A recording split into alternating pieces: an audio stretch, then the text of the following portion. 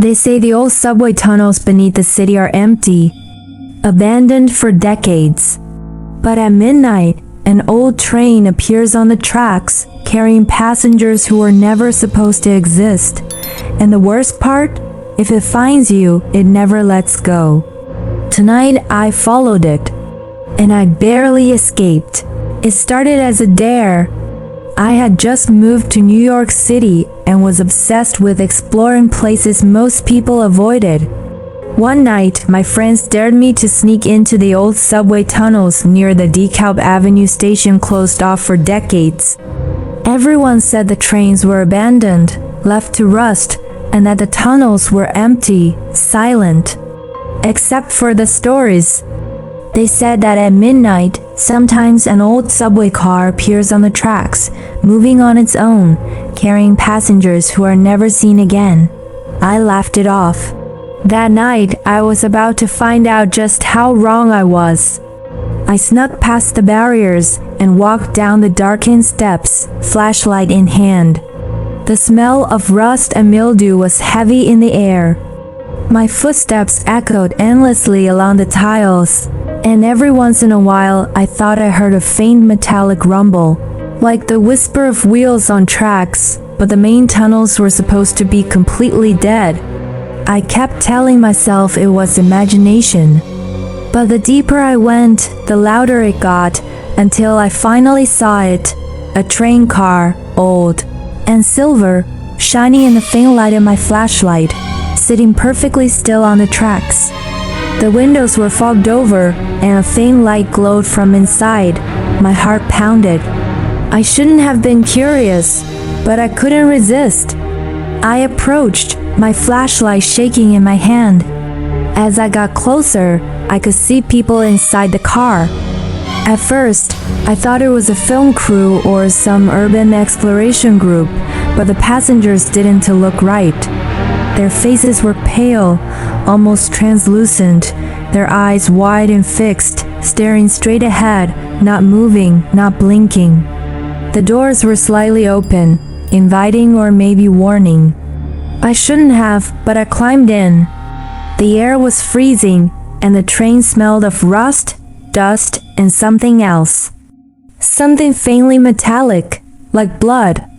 I walked down the narrow aisle, looking at the silent passengers. None of them acknowledged me.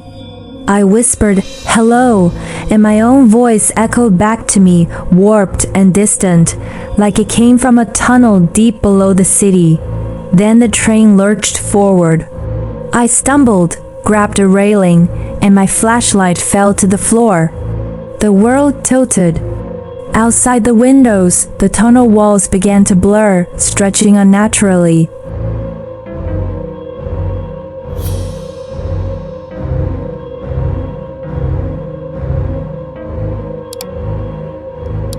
And then I heard a faint whispering from all directions.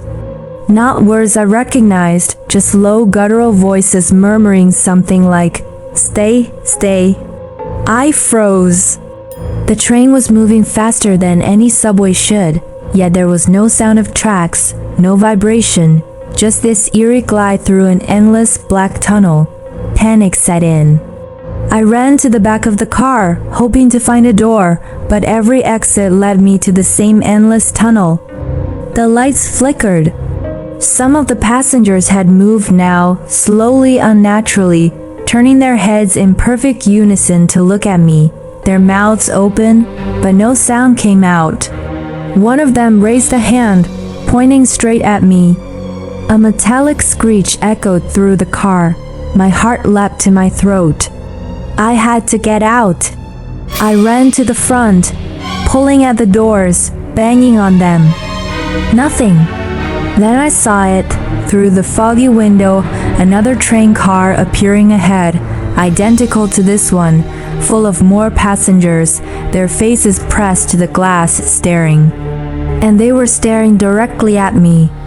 The whispers grew louder, filling my mind, repeating the same words over and over. "Join us. Stay forever." I realized with horror that the passengers weren't people. They were lost souls trapped by the train decades ago, doomed to ride eternally. I screamed, but my voice came out distorted, echoing unnaturally. The car shook violently. The lights went out, and in the darkness, I felt cold hands brush my shoulders. I ran blindly down the aisle, trying to reach the windows, the doors, anything. And then the train lurched into an open station I didn't recognize. Rusted beams, broken tiles, graffiti, yet it looked abandoned, except for the faint outline of a figure standing on the platform. It raised its arm, pointing directly at me. The whispers turned into screams, and I felt the air around me press tighter, suffocating. Somehow, I managed to pry open a side door when the train slowed, falling into the tunnel gravel. I scrambled out, rolling onto the tracks, and didn't stop running until I reached the surface, breathing the cold night air. The city above was quiet, normal, but when I looked back down at the subway entrance, the station was empty. No train, no passengers, nothing, just the shadows of the tunnels below. My friends never believed me, and I didn't try to explain. But every night, when the city is quiet, I hear the faint screech of wheels below the streets.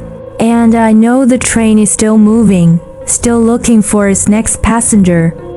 Weeks later, I checked the abandoned station again, curiosity.